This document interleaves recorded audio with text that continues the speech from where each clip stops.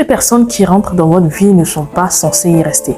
Certaines personnes viennent pour y jouer un rôle précis et puis s'en aller. Apprenez à laisser partir celles qui le veulent en ne le retenant ni par la peur, ni dans votre cœur par de l'amertume. Parce que cela va vous ralentir dans votre progression, dans votre ascension de la montagne qu'est la vie. Pour mieux vous faire comprendre, je vais vous partager une expérience qui a été vraiment très bénéfique pour moi. Il y a quelques années de cela, avec des membres d'une organisation dont je faisais partie, nous avons décidé de gravir une montagne. Au tout début, nous étions tous ensemble au pied de la montagne et moi, j'étais avec des amis.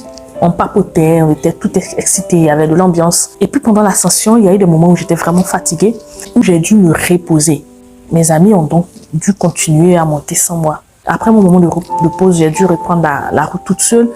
Et puis en cours de route, j'ai rencontré une personne dont je n'étais pas très proche, mais que je connaissais comme ça de visu, avec qui j'ai fait un bout de chemin que j'ai appris à connaître.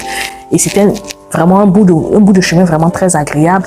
Mais il est arrivé un moment où cette personne était fatiguée et a dû elle aussi se reposer.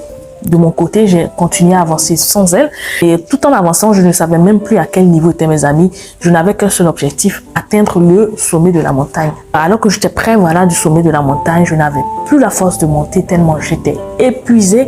Et là, une personne de l'association qui m'était vraiment inconnue et qui passait par là m'a dit « Viens !» Tu y es presque, je sais que tu es fatigué, viens, on va monter ensemble et on va se soutenir mutuellement.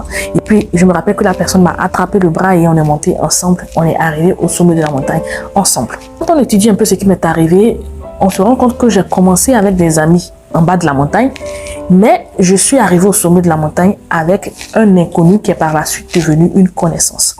Et plus tard, j'ai compris que l'expérience que j'avais vécue était une allégorie de la vie.